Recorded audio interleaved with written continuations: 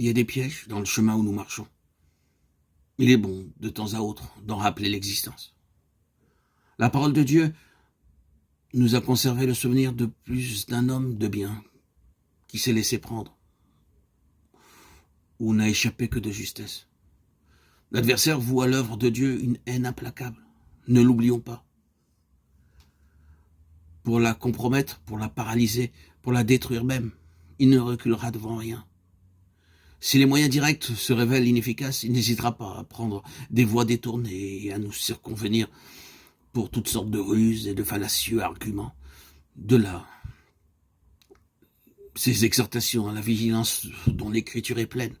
Vous tous qui servez le Seigneur, prenez garde. Il est vrai que certaines leçons, ce sont en général celles qui ont le plus d'importance pour notre témoignage, ne peuvent s'apprendre qu'à l'école douloureuse de l'expérience personnelle. Mais cela ne nous dispense pas de faire notre profit de l'expérience des autres et de nous laisser éclairer par un exposé à la fois spirituel et pratique de la parole de Dieu. S'il nous était possible d'ouvrir les yeux aux facteurs spirituels qui sont à l'origine des événements, nous serions étonnés de constater à quel point l'histoire se répète malgré les formes changeantes dont nous la voyons revêtue.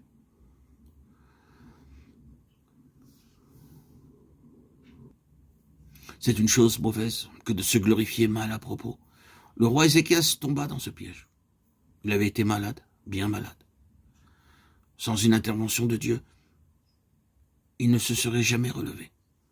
C'est à l'un de ces actes de Dieu, en réponse à la prière de la foi, qu'il doit sa guérison et la prolongation de vie qui lui est accordée. Le voilà donc sur pied. Il va se remettre à l'œuvre pour poursuivre le ministère important que Dieu lui a confié.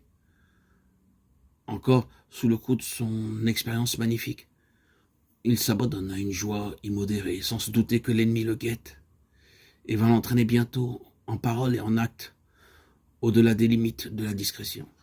C'est là un complot savamment conçu qui se présente à Ézéchias sous les dehors d'un témoignage de sympathie. De très loin, un monarque étranger lui envoie une délégation, soit qu'il ait appris sa maladie, soit que le bruit de sa guérison soit parvenu jusqu'à lui. Ces hommes apportent à Ézéchias, de la part du roi de Babylone, de cordiales salutations avec un gage tangible des bons vœux de leur maître, ou de ses félicitations. Il n'y avait là, en apparence, tout au moins, qu'un acte d'aimable courtoisie. Mais il ne faut pas oublier, et c'est justement là qu'Ézéchias a manqué, que ces relations d'amitié entre Israël et les nations d'alentour ont toujours soulevé de sérieuses objections de la part de Dieu en raison de l'élément de perfidie qui peut toujours se cacher derrière ces royales congratulations. Le cœur des rois n'est pas moins tortueux que celui des simples mortels. Le jour où la raison d'État entre en jeu, l'intérêt fait bon marché de l'amitié à ceux qui sont laissés amadouer en sont pour leurs frais.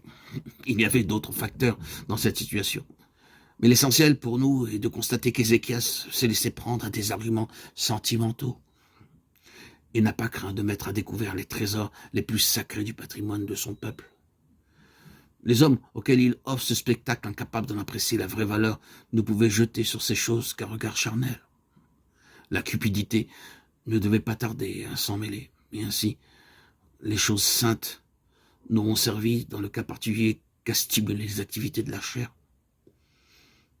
Lisez cette histoire dans le chapitre 20 de 2 Rois et vous verrez le rôle que joua l'acte inconsidéré d'Ézéchias dans le drame national qui devait se dérouler quelques générations plus tard. Que représente-t-elle donc ces choses de prix, cet argent, cet or, cette huile précieuse, ces aromates, cet arsenal? Il y avait là un peuple dont les relations avec Dieu avaient un caractère spirituel tout à fait spécial. Ces trésors n'étaient autres que les trophées de sa vie intérieure. Le feu de l'épreuve avait passé sur cet or, comme sur eux. Et du creuset de l'expérience, il était sorti quelque chose de glorieux. Cette action constante du Saint-Esprit est évoquée par l'huile sainte, en sorte que tout ce qu'Israël avait de précieux était concrétisé là. La chair n'a pas le droit de regarder à ces choses.